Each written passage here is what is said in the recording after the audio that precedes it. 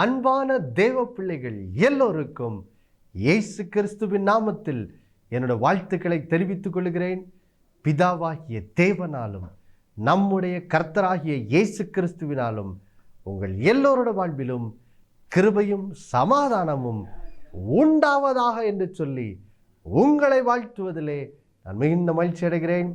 தேவ பிள்ளைகளே, நாம் 1 யோவான் 2ஆம் அதிகாரத்திலிருந்து நாம் சந்திக்கும் பாவ சோதனை குறித்தும் அதை எப்படி மேற்கொள்வது என்பதை குறித்தும் நாம் தியானித்து வருகிறோம். வாசிக்க கேட்கலாம். 1 யோவான் 2ஆம் அதிகாரம் 15-16 வசனங்கள். உலகத்திலும் உலகத்தில் உள்ளவைகளிலும் அன்பு கூறாதிருங்கள். ஒருவன் உலகத்தில் அன்பு கூர்ந்தால் அவனிடத்தில் பிதாவின் அன்பில்லை. ஏனெனில் மாம்சத்தின் இச்சையும் கண்களின் இச்சையும் ஜீவனத்தின் பெருமையுமாகிய உலகத்தில் உள்ளவைகள் எல்லாம் பிதாவினால் உண்டானவைகள் அல்ல, அவைகள் உலகத்தினால் உண்டானவைகள். தேவ பிள்ளைகளே, நாம் ஒவ்வொரு மனிதனும் சந்திக்கிற அந்த 3 பாவ சோதனைகளை குறித்து தியானித்து கொண்டு வருகிறோம். பாருங்கள், இங்கே வேதம் 1 யோவான் 2:16 அழகாக நமக்கு கற்றுக் கொடுக்கிறோம். நாம் வாழ்விலை சந்திக்கும் பாவ சோதனை அதை குறித்து வேதம் அழகாக சொல்லுகிறது. பாருங்கள், வேதம் சொல்லுகிறது, இந்த உலகத்தில் வாழும் ஒவ்வொரு மனுஷனும் 3 விதமான பாவ சோதனைகளை என்ன செய்கிறார், சந்திக்கிறார். என்னது? முதலாவது மாம்சத்தின் இச்சை, 2வது கண்களின் இச்சை, 3வது ஜீவனத்தின் பெருமை. இந்த 3 காரியங்களை தான் நாம் தெளிவாக ஒவ்வொரு பாவ சோதனையும் என்ன என்று அதை தெளிவாய் பார்த்து புரிந்து கொண்டு அதை எப்படி மேற்கொள்வது என்பதை நாம் இப்பொழுது என்ன செய்கிறோம், தியானித்து வருகிறோம்.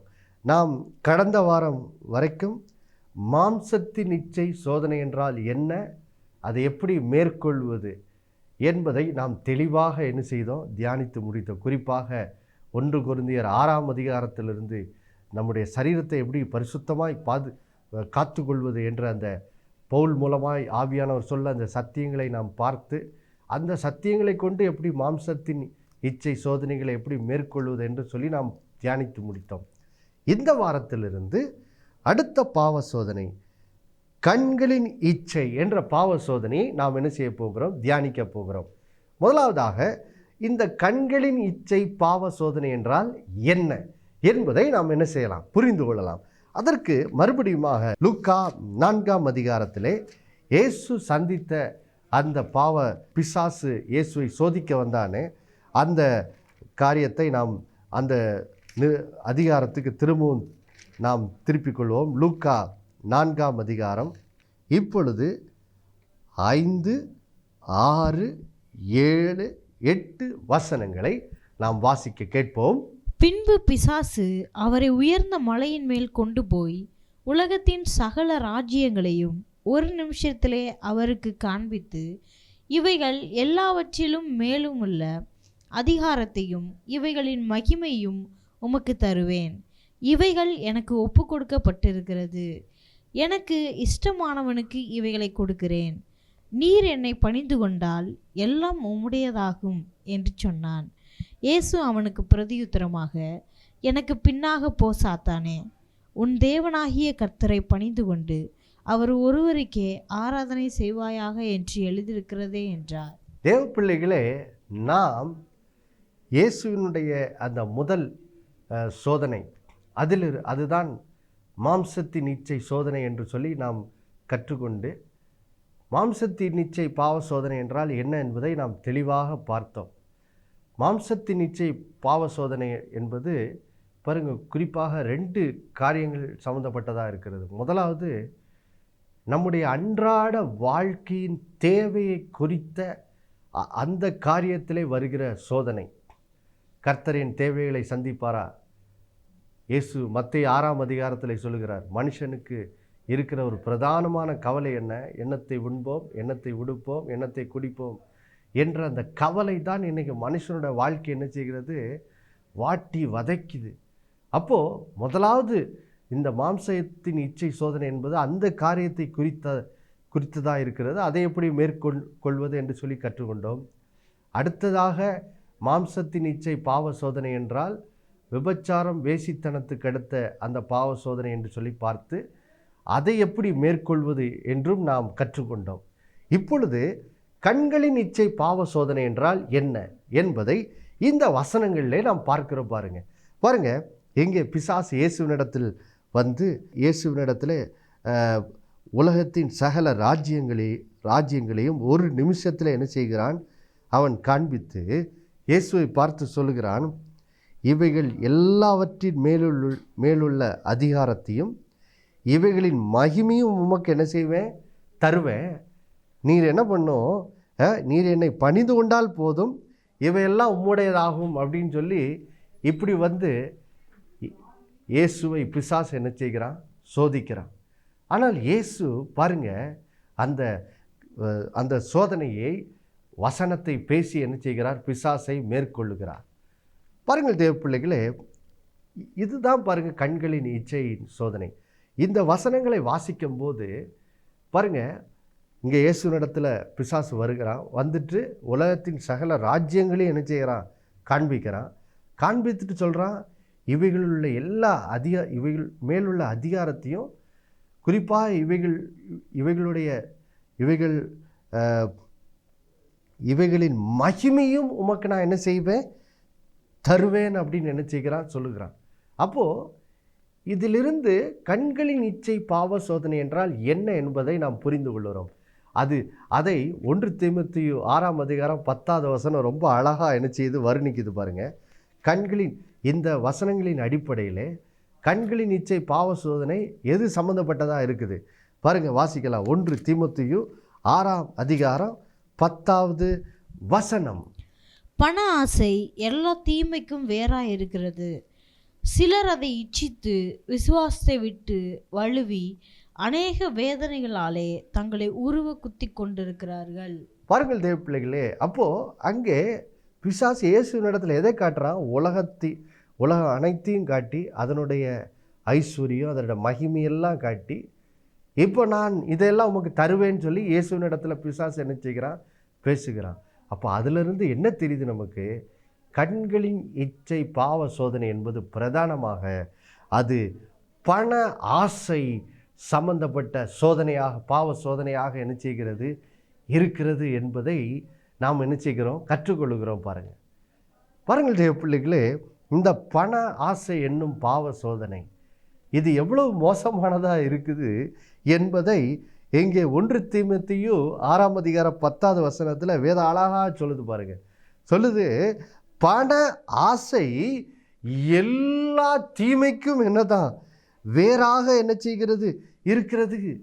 பாருங்கள் தேவ பிள்ளைகளே, இங்கே தமிழிலே பண ஆசை என்று வருகிறது.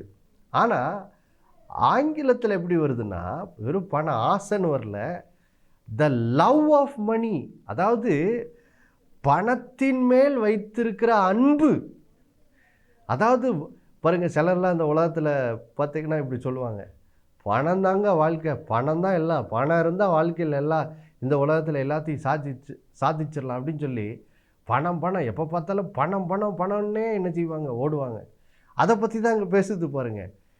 பணத்தின் மேல் வைத்திருக்கிற அந்த அன்பு, பணத்தின் மேல் வைத்திருக்கிற அந்த பிரியம், அந்த சிநேகம், அந்த ஆசை, அதுதான் எல்லா தீமைக்கும் என்ன செய்கிறது? என்ன செய்கிறது? இருக்கிறது. அதனால தான் பாருங்கள், பிசாசு இயேசுவினிடத்தில் அதை பேசும்போது பிசாசுக்கு தெரியும், இந்த சோதனையில் இயேசு விழுந்துட்டா இயேசுவினுடைய அந்த நோக்கமே என்ன செய்யலாம்? அழிச்சிடலான்னு அவனுக்கு தெரியும். அதனால தான் பாருங்கள், இயேசுவுக்கு உலகத்தின் சகல ராஜ்யங்களையும் காட்டி அவைகள் மேலுள்ள அதிகாரத்தையும் அதனுடைய மகிமையும் தருவேன்னு சொல்லி என்ன செய்கிறான்? பேசுகிறான் பாருங்கள். ஆனால் இயேசு பாருங்கள் அதுக்கு இடம் கொடுக்கலை. இயேசு வசனத்தை பேசி அதை என்ன செய்கிறார்? மேற்கொள்ளுகிறார். ஏனென்றால் இயேசுவுக்கு தெரியும் அந்த பண ஆசை, பணத்தின் மேல் வருகிற அந்த அன்பு, அது எல்லா தீமைக்கும் வேறாக இருக்குதுன்னு இயேசுவுக்கு என்னது தெரியும். அதனால்தான் பிசாசு கொண்டு வருகிற அந்த சோதனையை வசனத்தை பேசி இயேசு என்ன செய்கிறார்? மேற்கொள்ளுகிறார். அப்போது பாருங்கள் தேவ பிள்ளைகளே, இந்த பண ஆசை என்னும் இந்த கண்களின் இச்சை பாவ சோதனை இது வாழ்விலே ஒரு பெரிய அழிவை என்ன செய்கிறது? கொண்டு வருகிறது பாருங்கள். அதனால்தான் இந்த பாவ சோதனையை பிசாசு நம்ம வாழ்க்கைக்குள்ளே இயேசுவினிடத்தில் கொண்டு வந்தது போல் நம்முடைய வாழ்விலும் என்ன செய்கிறான், கொண்டு வருகிறான் பாருங்கள். இதுக்கு ஒரு பெரிய எடுத்துக்காட்டை நாம் வாசிப்போம் பாருங்கள். பாருங்கள் தேவ பிள்ளைகளே, பழைய ஏற்பாட்டிலே இப்போது யோசுவா புஸ்தகம், அதிலே இப்போ நம்ம 6ஆம் அதிகாரத்துக்கு செல்வோம் பாருங்கள். யோசுவா 6ஆம் அதிகாரத்தில் இந்த சம்பவத்தினோட பின்னணி என்னவென்றால், யோசுவா தலைமையில் இஸ்ரேல் ஜனங்கள் பாருங்கள் எரிகோ பட்டணத்தை அவர்கள் கைப்பற்றும்படி இப்போது கர்த்தரால் வழி நடத்தப்பட்டு அவர்கள் முன்னேறி கொண்டிருக்கிறாங்க. இப்போ எரிகோ பட்டணத்தை பிடிக்கிறதுக்கு முன்னாடி பாருங்கள், கர்த்தர் யோசுவா மூலமாக இஸ்ரேல் ஜனங்களுக்கு ஒரு கட்டளையை கொடுக்குறார். அந்த கட்டளையை வாசிப்போம் பாருங்கள். யோசுவா 6ஆம் அதிகாரம், அதில் 17, 18, 19 வசனங்களை நாம் வாசிக்க கேட்கலாம். ஆனாலும் இந்த பட்டணமும் இதிலுள்ள யாவும் கர்த்தருக்கு சாபத்தீட்டாய் இருக்கும்.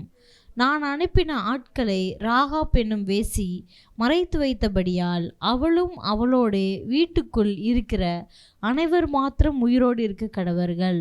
சாபத்தீட்டானதில் ஏதாகிலும் எடுத்து கொள்ளுகிறதுனாலே நீங்கள் சாபத்தீட்ட ஆகாதபடிக்கும் இஸ்ரவேல் பாளையத்தை சாபத்தீட்டாக்கி அதை களங்கம் பண்ணப்படாதபடிக்கும் நீங்கள் சாபத்தீட்டானதற்கு மாத்திரம் எச்சரிக்கையாயிருங்கள்.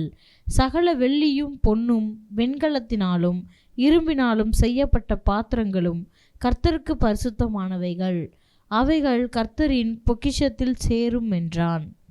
பாருங்கள் தேவ பிள்ளைகளே, இங்கே கர்த்தர் யோசுவா கொண்டு இஸ்ரேல் ஜனங்கள் ஒரு கட்டளை கொடுக்குறார். என்ன சொல்கிறாரு? எப்பா, இந்த பட்டணமும் இதில் உள்ள யாவும் கர்த்தருக்கு என்னது சாபத்தீடா என்ன செய்ய இருக்குது. அதனால் நீங்கள் என்ன பண்ணாதீங்க, சாபத்தீடானதில் ஏதாயிலும் என்ன செய்யாதீங்க, எடுத்துடாதீங்க. அது மட்டும் இல்லை, சகல வெள்ளி பொன் வெண்கலம் இவைகளால் செய்யப்பட்ட எல்லா பாத்திரங்களும் கர்த்தருக்கு பரிசுத்தமானவைகளாக இருக்கிறபடினால அவைகள் கர்த்தரோட பொக்கிஷத்தில் சேர்க்கப்படணும். அவைகளை நீங்கள் எடுத்துடாதீங்க அப்படின்னு சொல்லி ஒரு கட்டளையை பாருங்கள் யோசுவா பாருங்கள் இஸ்ரேல் ஜனங்களுக்கு கொடுக்குறார். ஆனால் பாருங்கள், இந்த கட்டளையை ஒரு மனுஷன் என்ன செய்து விடுகிறான், மீறி விடுகிறான். ஆக்கான் என்ற ஒரு மனிதன் பாருங்கள், அவனுக்குள்ளே இந்த பண ஆசை என்னும் இந்த பாவ சோதனையை அவன் என்ன செய்யறான், எதிர்கொள்கிறான். எதிர்கொள்ளும் போது அந்த சோதனைக்கு இடம் கொடுத்து அந்த பாவத்தில் விழுகிறதுனால அதன் மூலமாக பாருங்கள் அவனுடைய குடும்பத்துக்கு அழிவு வந்தது மட்டும் இல்லை, இஸ்ரேல் ஜனங்கள் எல்லாருக்குமே அது ஒரு பெரிய அழிவு என்ன செய்தது கொண்டு வருகிறத நம்ம பார்க்குறோம். பாருங்கள், இப்போது பாருங்கள், யோசுவா 6ல் எரிகோ பட்டணத்தை பிடிக்கிறதுக்கு முன்னாடி யோசுவா அந்த கட்டளையை கொடுக்குறாரு. ஆனால் இந்த கட்டளையை ஆக்கான் என்ற மனுஷன் என்ன செய்கிறான், மீறுகிறத பார்க்குறோம். இப்போது யோசுவா 7ஆம் அதிகாரத்தில் 19, 20, 21 வசனத்தை வாசிக்க கேட்கலாம். அப்பொழுது யோசுவா ஆகானை நோக்கி, மகனே, நீ இப்பொழுது இஸ்ரவேலின் தேவனாகிய கர்த்தரை மகிமைப்படுத்து, அவருக்கு முன்பாக அறிக்கை பண்ணி நீ செய்ததை எனக்கு சொல்லு, அதை எனக்கு ஒழிக்காதே என்றான். அப்பொழுது ஆகான் யோசுவாவுக்கு பிரதியுத்தரமாக, மெய்யாகவே நான் இஸ்ரவேலின் தேவனாகிய கர்த்தருக்கு விரோதமாக பாவம் செய்தேன், இன்னின்ன பிரகாரமாக செய்தேன். கொள்ளையிலே நேர்த்தியான ஒரு பாபிலோனிய சால்வையும் 200 வெள்ளி சேக்கலையும் 50 சேக்கல் நிறையான ஒரு பொன் பாலத்தையும் நான் கண்டு அவைகளை இச்சித்து எடுத்துக்கொண்டேன். இதோ அவைகள் என் கூடாரத்தின் மத்தியில் பூமிக்குள் புதைந்திருக்கிறது, வெள்ளி அதன் அடியில் இருக்கிறது என்றான். பாருங்க, இங்க ஆக்கான் என்ற ஒரு மனுஷன் அந்த இஸ்ரேல் ஜனத்தின் நடுவில், அந்த ஜனங்களில் ஒரு மனுஷனாக இருந்த இந்த ஆக்கான் பாருங்கள், அந்த எரிகோ பட்டணத்தை போய் இஸ்ரேல் ஜனங்கள் சுதந்திரிக்கும் போது பாருங்கள், ஆண்டவர் கட்டளை கொடுக்குறார், சாபத்தீடான ஒன்றும் நீங்கள் எடுக்காதீங்க. அது மட்டும் இல்லை, வெள்ளி பொன்னினால் செய்த காரியங்களையும் எடுக்காதீங்க, ஏன்னா அதெல்லாம் கர்த்தருக்கு பரிசுத்தமானதாக இருக்குது அப்படின்னு சொல்லி ஒரு கட்டளையை கொடுத்து தான் பாருங்கள் இஸ்ரேல் ஜனங்களை எரிகோ பட்டணத்தை சுதந்திரிக்கும்படி அவர் வழி நடத்தி செல்கிறாரு. ஆனால் இங்கே ஆக்கான்ற மனுஷன் அந்த எரிகோ பட்டணத்தை சுதந்திரிக்கும் போது என்ன பண்ணுறாரு, சில காரியங்களை பார்க்குறார். என்னதான் பார்க்குறாராம்? பாபிலோனின் சால்வை, 200 வெள்ளி சேக்கல், 50 சேக்கல் நிறையான ஒரு பொன் பாலத்தை என்ன செய்கிறார்? காண்கிறார். கண்ட உடனே இப்போ அவரோட இருதயத்துக்குள்ளே என்ன வந்துடுது? கண்களின் இச்சை சோதனை வந்துடுது. அந்த பாவ சோதனைக்கு உட்படுகிறார். உள்ள பண ஆசை என்னும் அந்த பாவம் அவருக்குள்ளே என்ன செய்யுது? எழும்புது. அந்த பாருங்கள், அந்த வெள்ளி அந்த பொண்ணையும் அவர் என்ன செய்கிறார்? அது மேல் தன்னுடைய பிரியத்தை என்ன செய்கிறார்? வைக்கிறார். வச்சு இப்போ பாருங்கள், அந்த பாவ சோதனைக்கு இடம் கொடுத்து அந்த கண்களின் இச்சைக்கு இடம் கொடுத்து பாருங்கள், அவரே வாயினால் சொல்கிறார் பாருங்கள், நான் அவைகளை கண்டவுடன் என்ன செய்யுது? அந்த பாவ கண்களின் இச்சை சோதனை வருது. அது எல்லாம் அந்த பொண்ணு அந்த வெள்ளி எல்லாம் அவரை என்ன செய்யுது? ஈர்க்குது. ஈர்த்த உடனே என்ன ஆகுது? அவர் இருதயத்தில் என்ன பண்ணுகிறாரா? அவைகளை இச்சித்து அந்த கண்களின் இச்சை சோதனைக்கு இடம் கொடுத்து இப்போ அந்த பாவ சோதனை வரும்போது பாருங்கள், அந்த பாவத்துக்கு இடம் கொடுத்து கடைசியில் பாருங்கள், அவைகளை ஈச்சித்து அவைகளையெல்லாம் என்ன செய்கிறார்? எடுத்துக்கொள்கிறார். எடுத்துக்கொண்டு அவர் பாருங்கள் போய் அதை ஒளிச்சு வைக்கிறாரு. அதை நிமித்தமாக பாருங்கள், இஸ்ரேல் ஜனங்கள் எரிகோ பட்டணத்தை ஜெயித்ததுக்கு பிறகு அடுத்த பட்டணம் ஆயி என்ற ஒரு பட்டணத்தை பிடிக்கிறதுக்காக போகிறாங்க.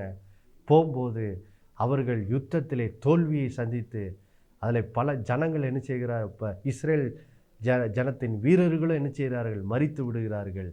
இப்படியாக பாருங்கள், இந்த ஒரு மனிதனுடைய இந்த பண ஆசை என்னும் அந்த பாவத்துக்கு இடம் கொடுத்ததனுடைய விளைவு பாருங்கள், இவருடைய இந்த ஆக்கான் என்ற அந்த மனிதனுடைய குடும்பத்துக்கு பெரிய அழிவை கொண்டு வந்தது மட்டும் இல்லை, அந்த இஸ்ரேல் ஜனங்களுக்கே அன்றைக்கு ஒரு பெரிய யுத்தத்தில் ஒரு தோல்வியை என்ன செய்தது? கொண்டு வந்தது.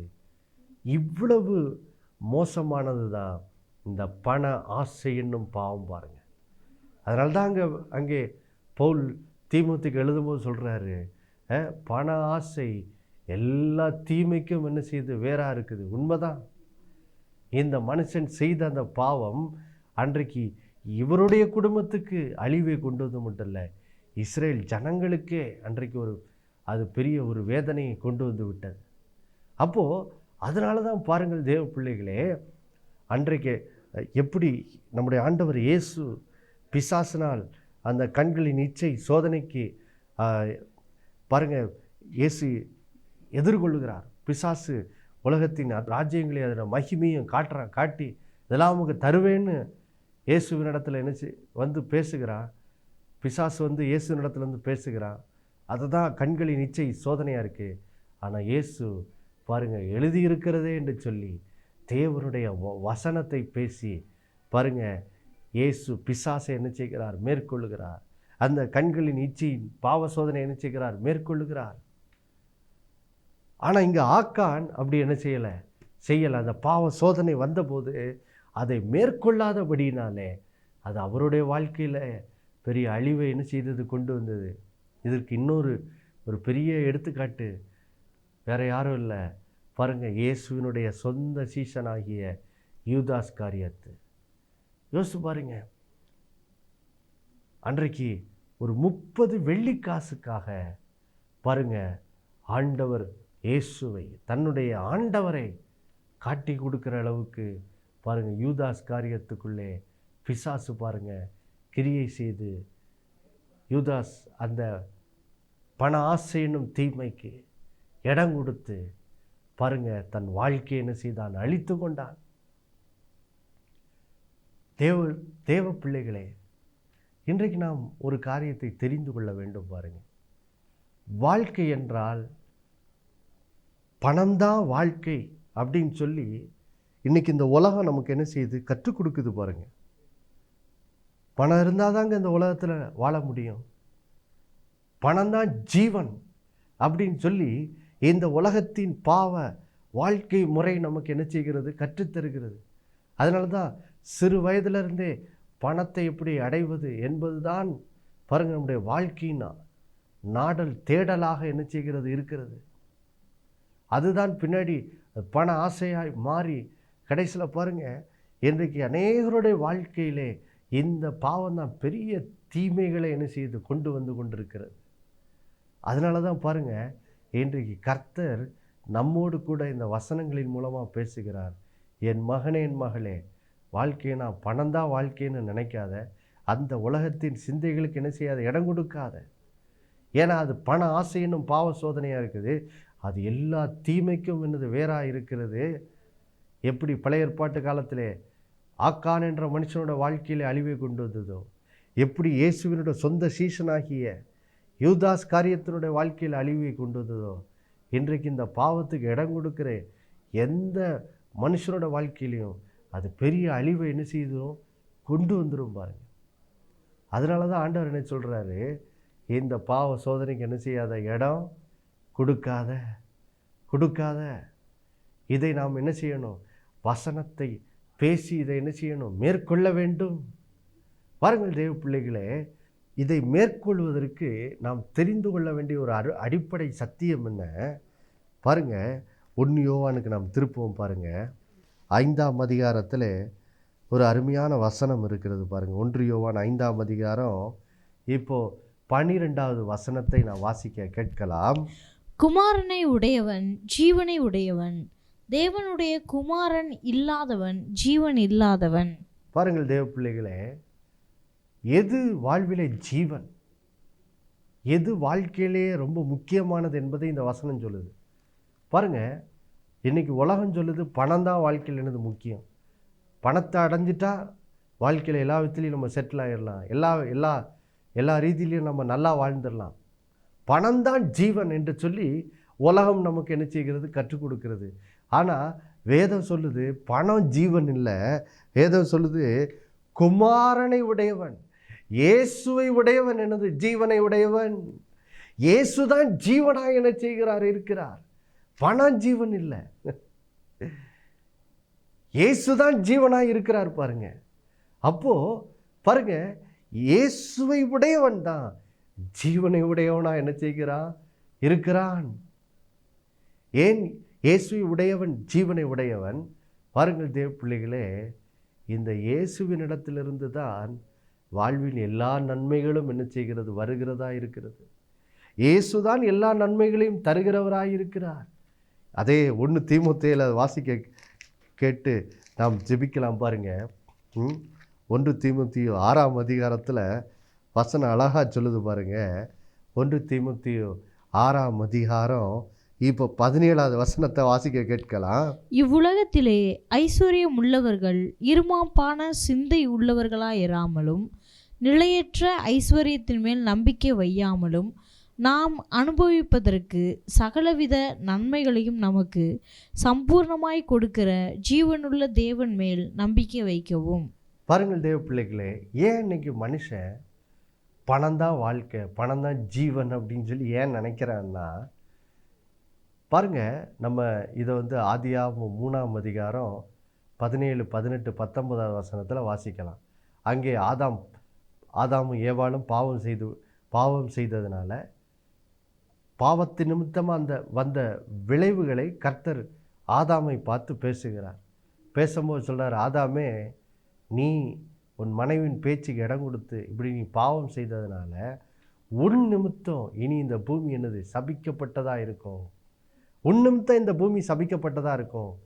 அதனால நீ வாழ்நாளெல்லாம் வருத்தத்தோடு அதன் பலனை புசிப்பாயின்னு சொல்லி அங்கே ஆண்டவர் பேசுகிறார். அப்போது என்றைக்கு மனுஷன் பாவத்தில் விழுந்தானோ அன்றிலிருந்து பாருங்கள் இந்த பூமி சபிக்கப்பட்டதாக ஆயிட்டதுனால இப்போது இந்த உலகத்தில் ஒரு நல்ல வேலை கிடைப்பது, ஒரு நல்ல வருமானத்தை சம்பாதிக்கிறது எல்லாமே பாருங்கள் ரொம்ப கடினமானதாகிடுச்சு. ஏன்னா அந்த பூமி இப்போ முள்ளும் குறுக்கும் விளைவிக்கிற பூமியாக இருக்குது. இது சபிக்கப்பட்ட பூமியாக இருக்குது.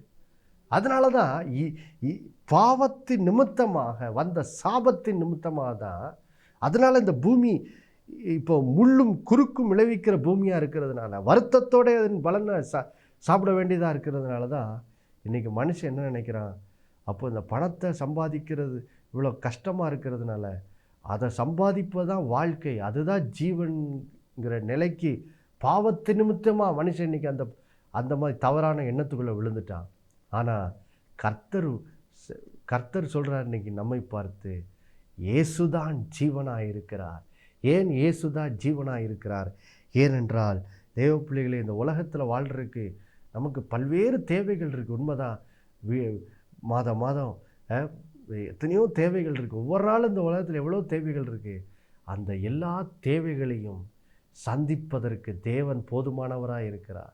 ஏனென்றால் இங்கே வேதம் சொல்கிறது, இந்த பூமியில் வாழ்கிறதுக்கு நமக்கு என்னென்னலாம் நன்மை தேவையோ அத்தனை நன்மைகளையும் சகலவித நன்மைகளையும் நமக்கு சம்பூர்ணமாய் கொடுக்கிற ஜீவனுள்ள தேவன் நமக்கு இருக்கிறார். அவர் பேர் ஆண்டவராகிய இயேசு கிறிஸ்து. அவர் எப்படிப்பட்டவரா? அவர் சகலவித நன்மைகளையும் நமக்கு சம்பூர்ணமாய் கொடுக்கிறவராக இருக்கிறார். அப்போ அவர் நமக்கு சகலவித நன்மைகளையும் கொடுக்கிறவராக இருக்கிறபடினால்தான் ஆண்டவர் சொல்கிறாரு, நீ பணத்தின் மேல் நம்பிக்கை வைக்காதே. இங்கே வசனம் அழகாக சொல்லுது பார்த்தீங்களா, நிலையற்ற ஐஸ்வர்யத்தின் மேல் நம்பிக்கை வைக்காத, அதுக்கு பதில் யார் மேலே நம்பிக்கை வையே, சகல நன்மைகளையும் உங்களுக்கு சம்பூர்ணமாய் கொடுக்கிற ஜீவனுள்ள தேவன் மேல் உங்களுடைய நம்பிக்கையை வையுங்கள். வைத்து கர்த்தராகிய இயேசு கிறிஸ்துவின் மேல் உங்கள் நம்பிக்கை வைத்து இந்த பண ஆசை என்னும் இந்த பாவ சோதனையை மேற்கொள்ள கர்த்தர் நமக்கு கட்டளை எடுக்கிறார். ஜெபிக்கலாமா? அன்புள்ள பரலோக பிதாவே, ஆண்டவராகிய இயேசு நாமத்தில் வருகிறப்பா, நாளில் கேட்ட நல்ல வார்த்தைகளுக்காக நன்றி. ஆண்டவரே, எப்படி இந்த கண்களின் இச்சை பாவ சோதனை என்றால் என்ன, அது எப்படி பண ஆசை சம்மந்தப்பட்டதாக இருக்கிறது என்பதை குறித்து ஆண்டவரே நீர் எங்களோடு பேசினதுக்காய் ஸ்தோத்திரம். அது மட்டும் இல்லை, அந்த பாவ சோதனை எப்படி கர்த்தர் மேல் வைக்கிற விசுவாசத்தின் மூலமாக எப்படி நாங்கள் மேற்கொள்வது என்பதை கற்றுக் கொடுத்தீரே. இந்த சத்தியங்களை அறிந்துள்ள உடைய ஜனோட மனக்கண்ணிலே பிரகாசமாக்குங்க. இந்த நாளிலே உடைய பிள்ளைகள் பணம்தான் வாழ்க்கை என்று நினைக்கிற அந்த தவறான சிந்தையிலிருந்து விடுதலை பெற்று இந்த பூமியிலே வாழ்வதற்கு சகலவித நன்மைகளையும் சம்பூர்ணமாய் கொடுக்கிற ஜீவனுள்ள தேவன் மேல், ஆண்டவராக இயேசு கிறிஸ்துவின் மேல் தங்களுடைய நம்பிக்கையை வைத்து வாழ, அதன் மூலம் இந்த பண ஆசை என்னும் பாவ சோதனையை ஜெயங்கொள்ள பிள்ளைகளுக்கு உதவி செய்யுங்க. இயேசுவின் மூலம் வேண்டிக் கொள்கிற நல்ல பிதாவே, ஆமேன். மறுபடியும் அடுத்த வாரம் சந்திக்கும் வரை உங்களுக்கு நினைப்பூட்டுகிறேன், இயேசுவே ஆண்டவர். ஒவ்வொரு நாளும் அவர் மேல் விசுவாசம் வைத்து வாழுங்கள். ஆமேன்.